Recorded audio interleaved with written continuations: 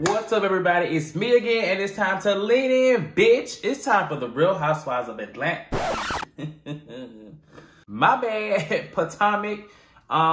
It is a new episode. It is a continuation of the Portugal trip, and things are getting a little interesting. This episode, I would say, wasn't really drama-filled, just had a few moments, but we're gonna talk about it. Let's get into it. Let's talk about the mess.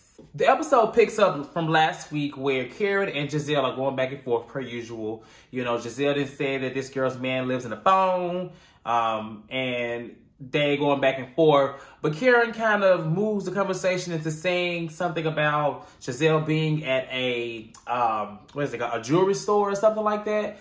And it kind of ruins or slightly spoils a moment where one is possibly about to propose to Robin. You know, we've been waiting on this for 5 seasons now. Robin probably waiting even longer. So, you know, I was like, Karen, I know you're upset with Giselle, but where are you going with this? I don't really know. Later on in the same day, you know, we have Giselle and Karen, and they're talking again, and Giselle pulls Karen to the side. And in this moment, I'm like, okay, I get what you're doing, Giselle. Like, you know, Karen, you about to spoil something. You don't want to spoil nothing. Even then, Karen is still kind of slow about it.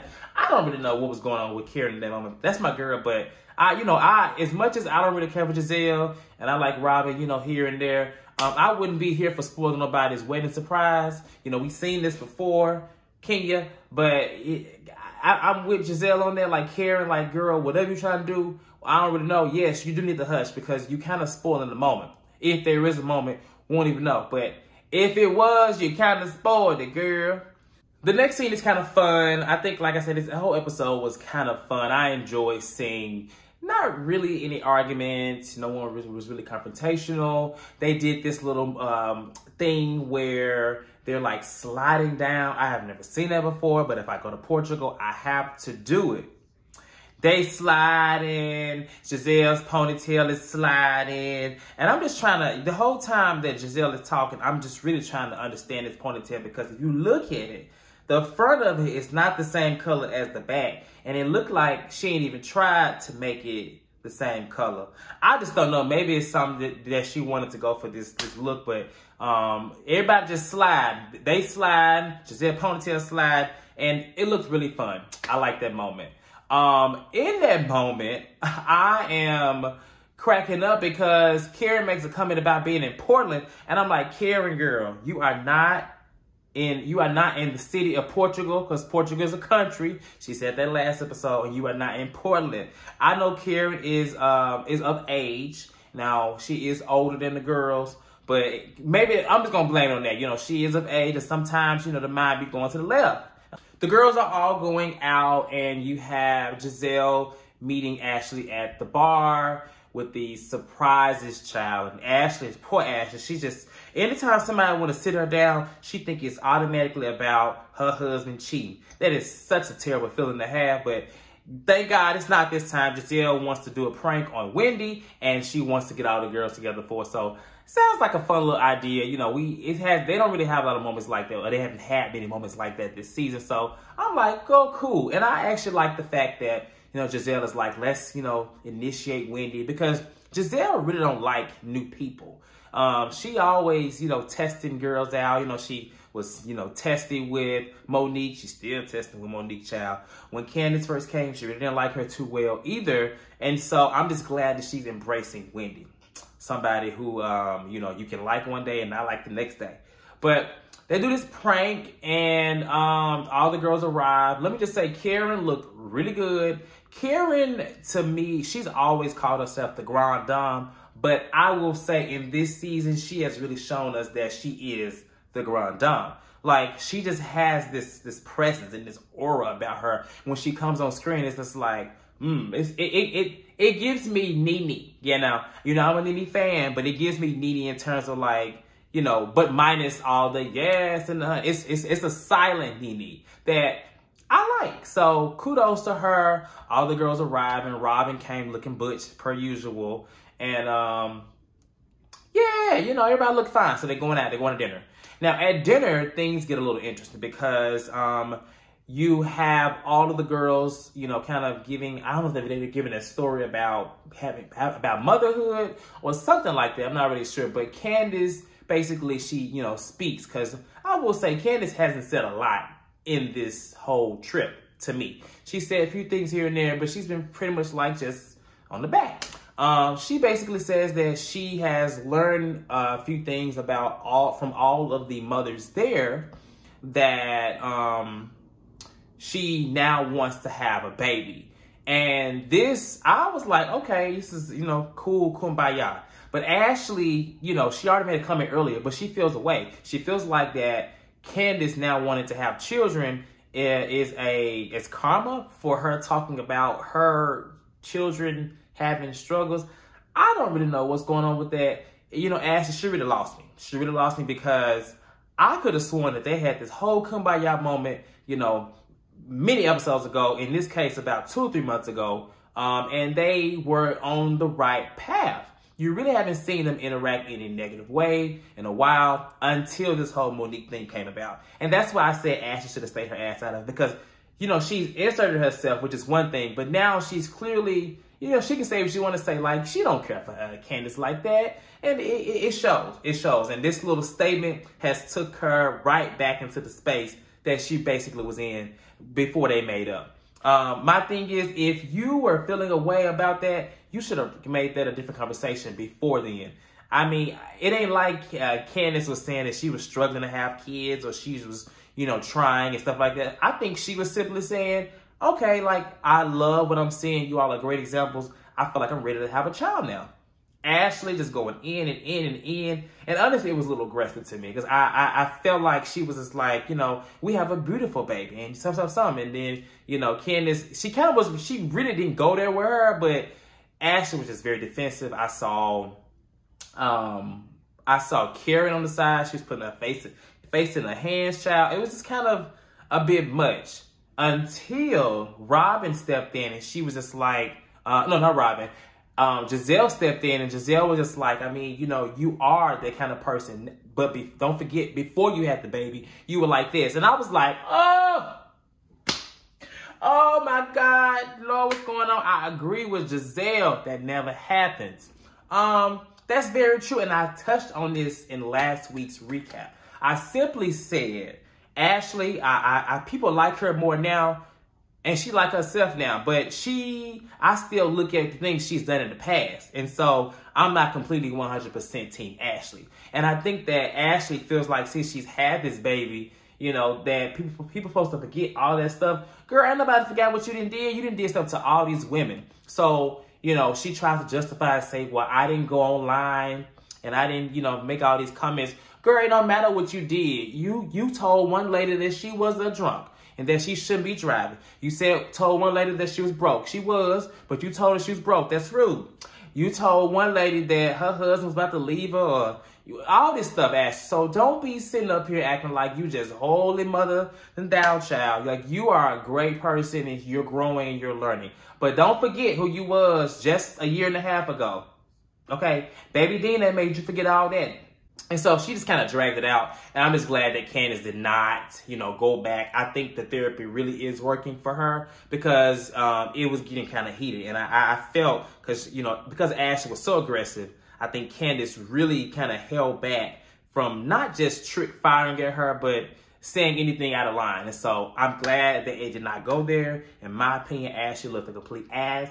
I'm just going to go ahead and say that both Candace and Ashley have changed a bit. You know, I don't know if it is the counseling. I don't know if it is the Monique situation.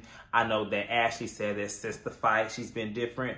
Of course she's been different, because she has been going to counseling and she hasn't had to be around Monique. But like I've always said since the beginning of this season, Candace had changed a lot at the beginning. When she decided to apologize to Ashley, that was growth, Ashley. When she walked away from Monique 3 times before that fight, that was growth. So, you know, you can insinuate that the fight made her change. But honey, like, let's be clear. Like, she was changing before that. I think now she's really looking at it, because you have everybody else, like all the other girls, Giselle and Robin and Karen.